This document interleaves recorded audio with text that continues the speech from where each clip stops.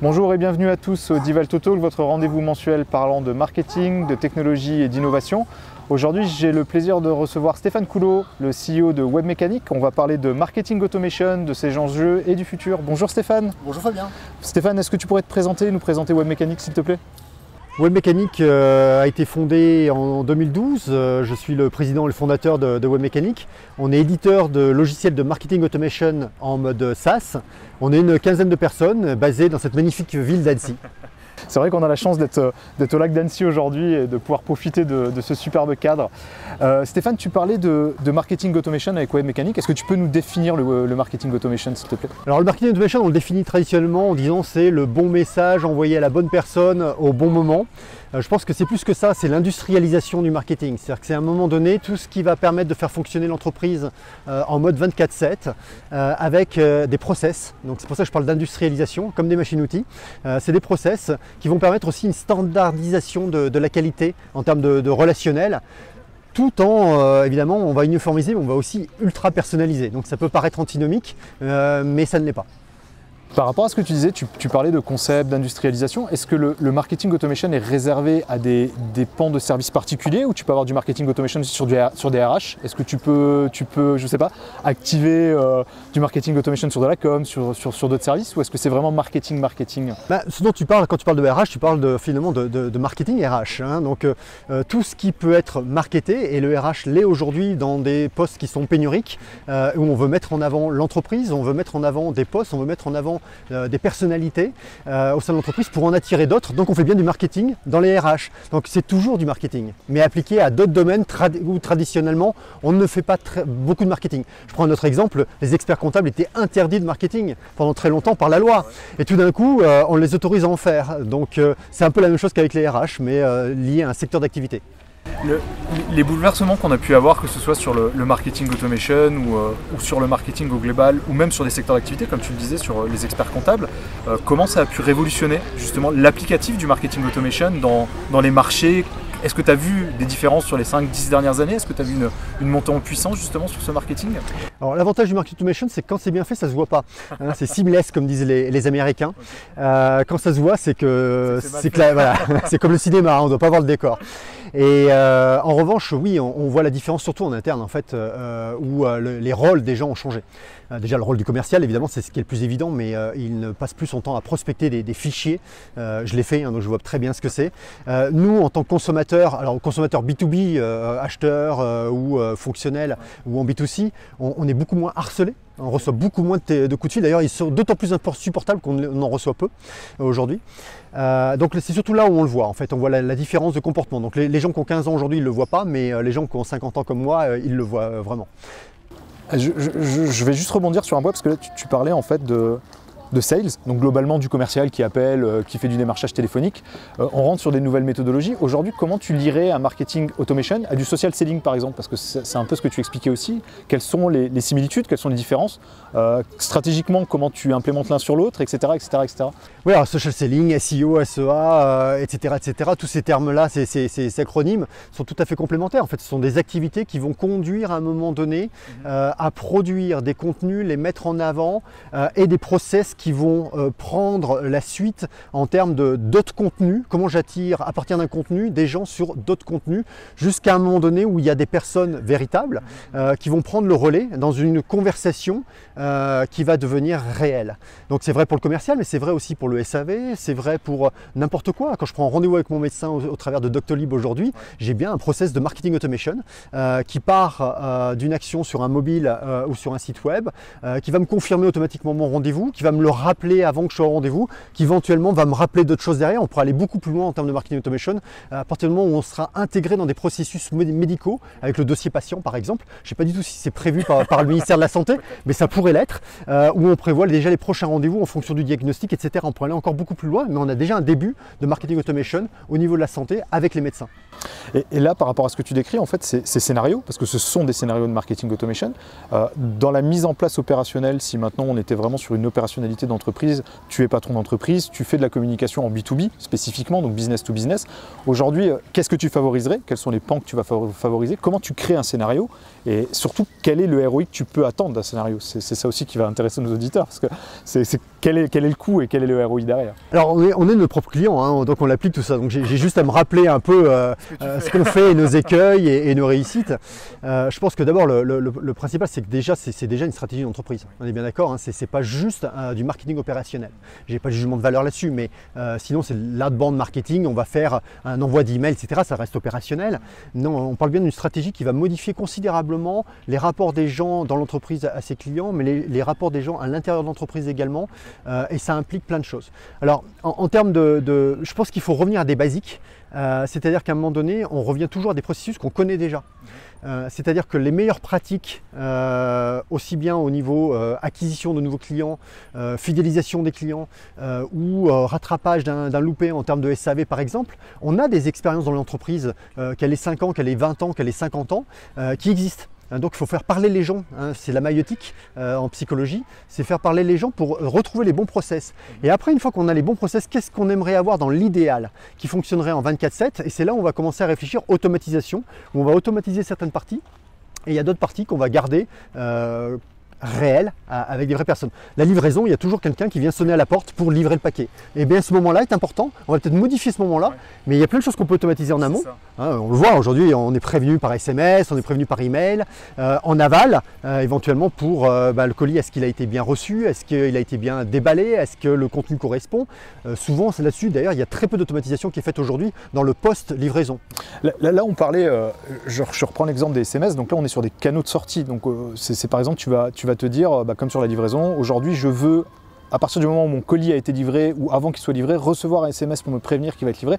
Donc là tu es sur une campagne en fait de SMS basiquement qui est commandée par un pôle logistique en disant dans mon scénario, à partir du moment où le colis quitte mon entrepôt, je dois informer ma personne qu'elle va être livrée et qu'elle va être livrée 5 minutes avant, etc., etc. Comme le fait Amazon, il me semble que maintenant tu es spécifié du nombre d'arrêts où le chauffeur se trouve de toi avant la livraison. Ouais, c'est absolument génial en fait. Au final, tu te dis, tu as un processus qui te donne un timing complet et qui te permet d'avoir une visibilité complète de l'ensemble de l'applicatif.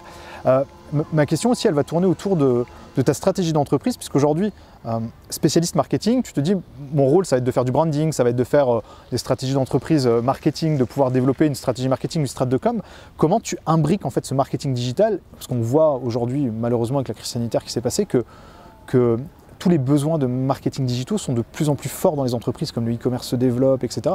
Comment tu peux imbriquer en fait une réelle stratégie inbound ou marketing automation au sein d'une stratégie d'entreprise globale? Donc, ce que je disais tout à l'heure, il faut d'abord accoucher des bons process. Ensuite, il faut les voir non pas simplement, parce que souvent les clients, quand ils viennent nous voir, ils viennent nous voir pour de l'acquisition client. Et en fait, je leur dis non, regardez déjà le travail sur votre base client existante, parce que c'est là où vous avez les meilleurs gains de productivité. Tu parlais de ROI. En fait, si j'arrive à faire de l'ad-selling, de l'upselling, j'emploie les termes américain, mais comment je vends plus à un même client ou comment je vends des produits complémentaires, en fait, je vais augmenter aussi la durée de vie de mon client avec moi. Et en fait, mon coût d'acquisition client, il va être minoré parce que je vais allonger la rentabilité de mon client que je vais acquérir. Donc, il vaut mieux, alors soit je fais de la marge avec, soit je remets ça dans l'acquisition, donc en SEA, en SEA, en contenu, etc. Mais c'est une stratégie d'entreprise qu'il faut pouvoir choisir. Mais je conseillerais, moi d'ailleurs, de travailler d'abord la base client avant de travailler l'acquisition. Et donc on va travailler sur tout le customer journey, le fameux parcours client. Mais quand on travaille les process justement sur l'ensemble du parcours. Donc pas se limiter à l'acquisition, mais travailler jusqu'à même la fin du client, ce que j'appelle le off-boarding. On n'a pas abordé ces notions de onboarding, c'est quand le prospect devient client, qui est un moment clé. Mais le off-boarding, c'est quand le client arrête d'être client. Et bien parfois, le client arrête d'être client malgré lui. C'est-à-dire que la personne elle-même est toujours fan de votre produit ou de votre solution, surtout en B2B, ça peut arriver. Et il peut y avoir un choix corporate qui est tout à fait différent. Mais là, on parlait énormément de tout ce qui est Customer Experience. Cette Customer Experience, avant de vraiment rentrer dedans, donc Customer Journey, etc., Onboarding, Offboarding, est-ce que tu peux juste me donner quelques chiffres, en fait, que ce soit sur le coût d'acquisition d'un client sur certains secteurs, alors pas des chiffres confidentiels, mais si tu peux juste nous donner quelques éléments pour qu'on puisse avoir des infos. Et il y a un chiffre qui m'intéresse aussi, c'est la croissance en fait sur le marché global de l'automation. Aujourd'hui, il y a une croissance qui a été non négligeable depuis quelques années. Est-ce que tu as des chiffres à donner? Est-ce que ça a été multiplié par 3, par 4, par 5 au sein des entreprises? Ouais, alors le marketing automation a vécu une période dorée entre 2006 c'est né, on va dire, enfin c'est né à la fin des années 90, mais c'est vraiment 2006, l'arrivée d'HubSpot, Marketo, ces grands acteurs aujourd'hui du marketing automation. Et puis c'est arrivé dans les grands groupes assez massivement entre 2009, 2012, 2014. Donc là il y avait des croissances à 30%, parce qu'en plus c'était des gros deals.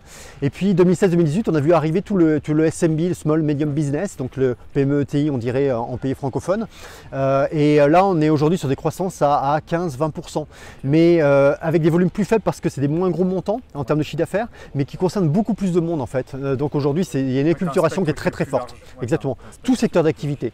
Alors des chiffres, je peux en donner, il y a un biais quand même à donner des chiffres, c'est qu'on s'attend à des choses très court terme. Or, le marketing automation, c'est aussi voilà, une course de fond, quelque chose qui va produire des effets année après année. C'est-à-dire ce qu'on construit l'année 1 est toujours là l'année 2, l'année 3 et on vient construire par-dessus. Mais je peux en donner en général, de manière très grossière, on a une augmentation du chiffre d'affaires qui est autour de 10% avec des très gros écarts types, selon les secteurs, selon ce qu'on vend, selon la façon dont c'est mis en œuvre, mais dans les 6 mois. En revanche, on a des ROI très rapides avec des coûts associés qui diminue de 30%. Alors là aussi, bémol, coût diminue de 30% à périmètre équivalent, mais en général, on réinvestit par derrière. Donc en fait, on va augmenter le post-marketing, on va aborder des sujets sur lesquels on n'investissait pas avant, sur lesquels on va investir aujourd'hui. En revanche, le post-commercial, typiquement, va diminuer dans sa composante purement commerciale. Parce qu'il y a toute une partie en fait, dont on n'a plus besoin. Tu vas avoir une balance en fait, entre les deux et ça va s'équilibrer au fur et à mesure. Comme tu disais, tu vas avoir une partie dont tu vas plus avoir besoin. Mais les commerciaux, on va les orienter uniquement sur le relationnel. En revanche, toute la phase qui occupait un temps infini avant de prospection dans le dur, pas barrage de la secrétaire, etc., ça n'existe plus. D'ailleurs, le travail du commercial s'est considérablement amélioré qualitativement. Aujourd'hui, c'est un travail qui est super agréable parce que la seule partie agréable, c'est de convaincre. C'est pas d'aller chercher à trouver la bonne personne. Non, puis derrière, tu vas avoir toutes les bases aussi de CSM, de Customer Success Management, qui va être des nouveaux pans de l'entreprise et qui rentrent dans les cycles de vente, sachant que maintenant les cycles de vente sont définis sur un business développement qui est beaucoup plus light, puisqu'il est géré par du lead generation, du nurturing, etc. Par de la vente, à proprement dit, de la négociation. Donc ce que tu disais, le fameux il faut convaincre et à quel moment je tire l'élastique et comment je le tire. Et derrière, tout ce qui va être l'après-vente ou le CSM. Ouais. Je vais revenir sur un point, donc tu as cité HubSpot. Il y a Brian Hannigan, on en a déjà parlé sur d'autres talks, qui a créé la Flywheel, donc qui est le principe en fait, de la Customer Experience. Aujourd'hui, comment le marketing automation facilite et crée aussi la Customer Experience, parce que c'est une composante à part entière. Et comment tu le définis, comment tu vois le futur, comment c'est déjà implémenté en France aujourd'hui, ce qui est en développement on va dire, parce que c'est pas non plus implémenté dans toutes les entreprises. Et comment tu y vois le futur, comment tu vois la Customer Experience? Alors deux choses, la première c'est que encore une fois ça doit pas se voir, et tu parlais de la livraison tout à l'heure, en fait c'est assez naturel aujourd'hui de recevoir un SMS pour t'indiquer que la personne va arriver dans un quart d'heure. Le TGV, quand tu achètes un billet, tu trouves ça normal aujourd'hui de recevoir un SMS en te disant bah tiens ton train il part, ou pas, mais s'il part, tu seras voiture 3, place 32. Et tu sais très bien que c'est un robot, mais tu n'y réfléchis même pas. Et tu es très content que la personne sur le bord du quai soit là juste pour accueillir les gens et aller se concentrer sur quelqu'un qui a mobilité réduite, personne âgée, fauteuil roulant, etc.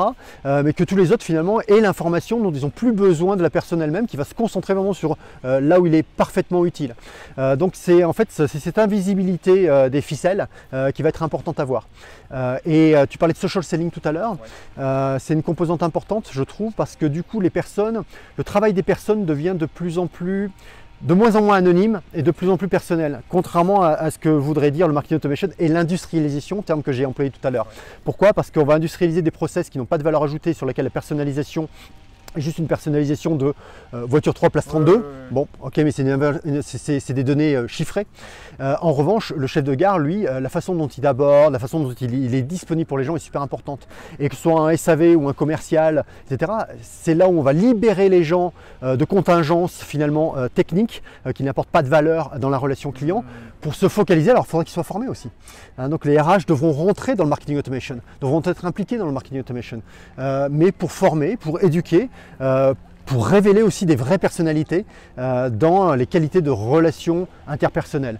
Et là, je pense que l'école de Palo Alto va être enseignée à beaucoup plus de monde que ça l'était avant. C'est-à-dire avant, c'est essentiellement des gens qui sortaient d'école de commerce, qu'on formait, ou des managers qu'on formait à la relation interpersonnelle. Je pense qu'aujourd'hui, tous les jobs, un chauffeur de camion qui va livrer, un chef de gare, enfin tous les postes aujourd'hui qui étaient en relation à un moment donné avec le public devront être formés à la relation interpersonnelle et se sentir à l'aise avec ça.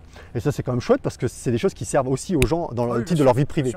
Mais on voit justement la dernière étude Marketo donc d'Adobe, Adobe Marketo, qui a été faite, elle estime que 86% en fait, du futur viendra dans la Customer Experience. C'est-à-dire que 86% de l'attente B2B est sur la Customer Experience, donc qui est intimement lié au marketing automation. Et comme tu le disais, ce qui est assez fou dans toute cette histoire, c'est que les scénarios sont vraiment personnalisables et personnalisés, et tu adresses en fait vraiment à des personnes directement, et tu ne t'adresses plus à Cher tous.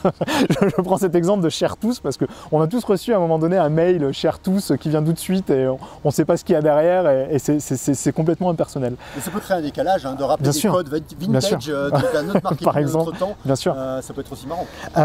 Juste pour revenir un peu sur le marketing automation, quelle est l'architecture informationnelle qu'on doit avoir en entreprise pour pouvoir faire fonctionner un marketing automation? Nous, on est provider, CRM, ERP, etc., comme les Salesforce, parce que Salesforce aujourd'hui, ils ont un Pardot ou un Marketing Cloud qui est surpuissant, il faut leur laisser, ils sont très très bons là-dedans. Aujourd'hui, quelle est l'architecture type qu'une entreprise doit avoir en interne pour pouvoir fonctionner sur un marketing automation? Déjà, l'important, c'est d'avoir de la data propre.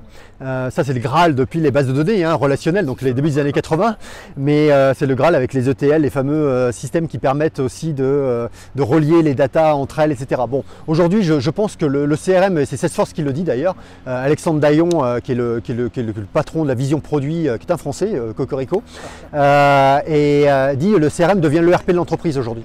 C'est-à-dire que le client devient vraiment au centre même de la production, même dans des boîtes industrielles. Donc le CRM devient l'entrepôt de la donnée principale sur lequel viennent se raccorder les ERP de production, de livraison, mais également donc, de marketing automation. Pour moi, l'architecture de base, c'est d'avoir un CRM qui va stocker l'historique sur le client. L'historique pouvant dater d'il y a une demi-seconde lorsque je viens de faire une commande sur un site e-commerce par exemple, quels achats je viens de faire. Et le marketing automation qui va être la base de données comportementale. C'est qu'est-ce que je suis allé regarder, combien de fois, après quel contenu, je suis allé voir quel autre contenu, je suis venu au webinar ou pas, je suis allé voir le replay ou pas, etc. Donc c'est cet enchaînement-là et la concordance des deux va me faire détecter des signaux faibles qui vont être importants pour moi. Je te donne juste un exemple volontairement sur quelque chose qui n'est pas de l'acquisition mais qui est par exemple le site de support, le support technique, je ne sais pas, sur un site industriel ou pour nous l'éditeur logiciel, les pages FAQ, eh bien ce sont des pages super importantes et je peux les taguer par exemple, nous Webmécanique on les tag en contenu débutant ou expert. Il n'y a pas de jugement de valeur, mais ça nous permet de voir que quelqu'un qu'on a formé il y a 3 mois, si sur un sujet donné, par exemple comment envoyer un email, il va chercher des contenus de type très basique, c'est qu'il y a un souci de formation. Et le risque, c'est le churn ou l'attrition. C'est-à-dire qu'à un moment donné, le problème se déporte sur un problème de compétence vers un problème de l'outil n'est pas le bon. C'est le risque pour nous. Donc si on le traite très très vite, par automatisation d'envoi de contenu idoine, c'est-à-dire qui répondent à la question au moment où les gens se la posent, plus éventuellement un account manager qui à un moment donné va passer un petit coup de fil de manière tout à fait opportune, c'est ce que j'appelle le signal faible, qui va arriver par le CRM, c'est-à-dire que sur mon CRM, l'account manager va avoir la liste des 5 personnes à appeler maintenant parce qu'il y a un petit déficit de formation, pour apporter là aussi une assistance et éventuellement vendre de la formation. Donc là, je vais parler de ad selling. Eh bien, en fait, on a tout compris à l'automation. Oui, non, je pense que c'est extrêmement marquant ce que tu décris. Maintenant, ce qui va m'intéresser aussi, c'est est-ce que tu pourrais me donner des exemples concrets de mise en place de vos clients, si tu veux citer ou non les noms, mais avec quels sont les KPIs de sortie qui ont été les plus importants, qu'est-ce qui a été suivi, comment ça a été mis en place, juste pour qu'on ait une vision un peu plus opérationnelle justement du produit. Est-ce que tu peux me donner quelques exemples? J'aime beaucoup l'exemple des centres d'appel. Centre d'appel, c'est un truc qui existe comme depuis très très très longtemps et finalement on en a toujours une image assez ancienne, c'est-à-dire des gens enfermés dans des grandes salles open space qui passent des coups de fil un peu avec beaucoup de stress parce qu'ils se prennent beaucoup de noms et c'est stressant. Donc une qualité au travail qui n'est pas bonne et on a encore cette image-là des centres d'appel. Et il y a des centres d'appel qui sont allés beaucoup plus loin aujourd'hui grâce au marketing automation, qui ont non seulement amélioré la qualité de vie de leur personnel, de leurs collaborateurs, et en plus amélioré les performances tout court. Et en mettant des mécanismes de marketing automation, et encore une fois des centres d'appel qui traitent aussi bien de sujets B2B dans des univers chimiques que de vente de piscines en B2C. Et on a à peu près les mêmes stats, c'est-à-dire que sur une centaine de personnes qui vont être contactées, on a une vingtaine ou une trentaine qui vont avoir un intérêt, on va en avoir 5-6 sur lesquels il va y avoir une propale, et puis 2-3 qui vont acheter. Eh bien, bien tout simplement en amont, en mettant des boucles de marketing automation et de nurturing et d'inbound marketing, les 100 qu'on appelle sont déjà beaucoup mieux qualifiés, donc beaucoup moins de non. Et en aval, tout simplement en mettant des boucles de nurturing sur tous ceux qui ont eu un intérêt ou à qui on a envoyé un devis, on double la performance des 2-3 qui deviennent 5-6. Et donc au choix du centre d'appel de faire payer plus cher ses clients ou de faire plus de marge, mais on voit qu'il y a une concentration dans ces univers-là où les meilleurs, ceux qui ont mis en place ces stratégies-là, aujourd'hui rachètent les autres pour une bouchée de pain et créent de la valeur là-dessus. Et là, vous voyez, tu vois, je double la performance. Ouais, non, c'est ça et sur des choses simples. C'est aujourd'hui, tu as un taux de transformation d'entrée qui va être de 2%, c'est ce que tu donnais, et tu termines en fait par des boucles de rappel, etc., où tu arrives à des 5, 6%, 7%, voire plus, avec un taux d'acquisition qui, mécaniquement et économiquement, chute, parce qu'au final, c'est juste du rappel, tu as moins de paramétrage, moins de scénarios à créer, etc. etc. Donc c'est ça qui est intéressant aussi sur ces investissements. Deuxième point intéressant en termes de ROI qui est intéressant, c'est que les messages que vous envoyez, c'est là où vous voyez si vos scénarios sont bons, c'est qu'en général, vous allez avoir des taux d'ouverture et d'intérêt qui sont de 80 à 90%. Alors qu'on parle toujours en emailing de 0,5 à 1, 1,5. Évidemment, j'en envoie beaucoup moins, beaucoup plus ciblé. En fait, j'envoie une masse importante d'emails individuels quasiment. Et ça a un autre effet. C'est qu'aujourd'hui, il y a de plus en plus de FAI qui vont surveiller la qualité des emails que vous envoyez et ce qu'ils deviennent derrière pour votre réputation IP, par exemple. Et donc, en termes de RGPD, en termes même de technicité, ça va avoir des conséquences extrêmement importantes derrière en termes de délivrabilité de vos messages. Donc, si vous ne vous y mettez pas, vous, aujourd'hui, demain, on vous interdira presque d'envoyer des messages. C'est-à-dire les systèmes techniques seront faits pour vous interdire de les envoyer parce que vous serez des pollueurs. Alors que ceux qui auront bien envoyé, parce qu'ils auront bien étudié en amont et les process et les types de contenus et un apprentissage dans tout ça, il y a du temps. Hein. Je parlais de performance au bout de 6 mois, mais la réalité, c'est que vous êtes vraiment performant au bout de 2-3 ans. Tu as des cycles qui sont beaucoup plus longs, ce qui est complètement logique. Je vais juste revenir encore sur un point que tu viens de citer. Tu parlais d'RGPD. Aujourd'hui, on sait que RGPD ou JPRD pour les US, c'est le Graal, hein. On voit les procès qui sont en cours, etc. C'est extrêmement compliqué, on est vraiment structuré. Est-ce que marketing automation et RGPD font bon ménage? Et quel est le futur en fait pour ces deux points? Très bon ménage, et je prends juste un exemple, c'est l'opt-in et le double opt-in. En B2B, on n'est pas obligé de faire de l'opt-in, d'accord? En B2C, on est obligé, mais pas en B2B. Eh bien, nous, on conseille de le faire, et même de faire le double opt-in, et même tous les 18 mois, parce que LinkedIn dit en B2B, les gens changent de job tous les 18 mois, en moyenne, avec pareil, de gros écarts types. Mais ça veut dire quoi? Ça veut dire que tous les 18 mois, je suis obligé de requalifier ma base de données en termes d'adresse email, tout simplement la qualité de l'adresse email. Et en fait, de vous forcer à faire des boucles d'opt-in et double opt-in tous les 18 mois, dès que les gens se connectent à un de vos contenus, et que vous vérifiez que dans votre CRM, l'info sur l'adresse email, elle date de plus de 18 mois, eh bien vous le faites re-rentrer dans un scénario, une boucle à trigger d'opt-in et de double opt-in. Vous faites coup double, non seulement vous rassurez les gens et vous communiquez sur la façon dont vous voulez que la personne communique avec vous, quel type de contenu, quelle fréquence, un contenu plutôt technique, plutôt commercial, plutôt marketing, quelle fréquence, tu vois, Divalto, je veux plutôt accéder au Divalto Talk et non pas, ou plutôt les événements, ou plutôt de l'offre commerciale, ou plutôt de l'offre technique parce que je suis déjà client. Donc je vais choisir mon contenu, la fréquence, et en plus je vais vérifier l'adresse email.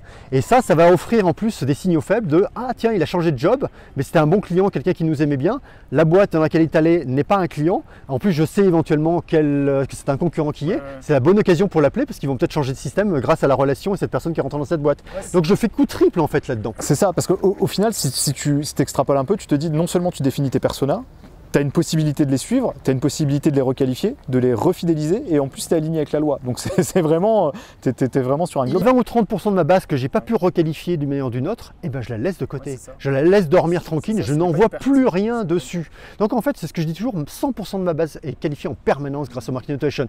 Même les 20% qui ne sont pas qualifiés, c'est une qualification. C'est ça, exactement. Stéphane, est-ce que tu peux nous donner 3 points qui pour toi sont les points essentiels pour une stratégie d'entreprise liée à du marketing automation? Alors le premier point, c'est exactement ce que tu viens de dire, c'est que c'est une stratégie d'entreprise et on l'oublie trop souvent. On pense que le marketing automation, c'est une baguette magique. Non, quand j'achète une machine-outil dans une industrie, ça ne va pas résoudre tous mes problèmes de ressources humaines, de comptabilité, d'acquisition de clients, etc. Ça ne reste qu'un outil. Donc c'est bien une stratégie d'entreprise qui doit être portée par la direction générale. Et on l'a évoqué dans cet entretien, ça implique les RH, ça implique la DSI. On n'en a pas parlé, mais on a eu un cas client où on a fait le projet en 3 mois, mais il nous a fallu 6 mois pour attendre les autorisations de la DSI pour se connecter au CRM. Et c'est normal parce qu'il n'était pas prévenu en amont, il n'était pas dans la boucle, donc il y avait un risque sur la qualité des données. Donc il faut impliquer l'ensemble des directions à ce projet. Ce n'est pas qu'un projet de marketing et de sales. Le deuxième point qui me paraît extrêmement important, c'est de ne pas se focaliser sur l'acquisition client, mais bien sur toute la relation client de bout en bout. Tout mon cycle de vie avec les clients, même la fin de vie, est un moment extrêmement important parce que ça peut être un redémarrage de quelque chose d'autre. Et le troisième point, c'est d'inclure l'inclusion de l'ensemble des collaborateurs. Mais l'inclusion, c'est pas juste leur dire de manière avec injonction, fais du social selling ou écris un contenu. C'est de leur expliquer ce qui va se passer, c'est qu'eux-mêmes comprennent la logique et celui qui vient livrer chez quelqu'un comprenne qu'il y a des SMS qui sont partis en amont, et ce qui va se passer autour. Et qui n'a pas vécu l'expérience d'une concession automobile où en fait le commercial vous dit merci, vous allez recevoir un SMS ou un email dans 3 semaines, merci de bien noter parce que ma prime en dépend. Et ça, c'est un peu nul comme argument. Et donc il va falloir qu'on éduque aussi l'ensemble des collaborateurs à vivre avec cette automatisation. Et donc il faut qu'ils la comprennent et qu'ils y prennent partie, peut-être même qu'ils co-fabriquent ces scénarios et qu'ils co-fabriquent cette stratégie de marketing automation. Stéphane, merci. Merci beaucoup pour l'ensemble. On était avec Monique, donc ne pas oublier Monique, qui est votre certification Mautic, du coup, qui est la technologie que vous utilisez. On vous invite à acheter le livre Marketing Automation, donc faites plaisir à vos clients, accélérez votre business, qui vous donnera toutes les clés pour un bon marketing automation. N'oubliez pas, le marketing automation, c'est un ensemble vraiment de données. Vous devez le travailler sur un global entreprise et non pas dans votre coin juste sur le marketing digital. Il faut vraiment impliquer l'ensemble de vos collaborateurs. Ça va être le plus important. Merci à vous. Retrouvez-nous sur les réseaux sociaux. N'hésitez pas à regarder nos autres Divalto Talk. On vous remercie. Bonne fin de journée à vous. À bientôt.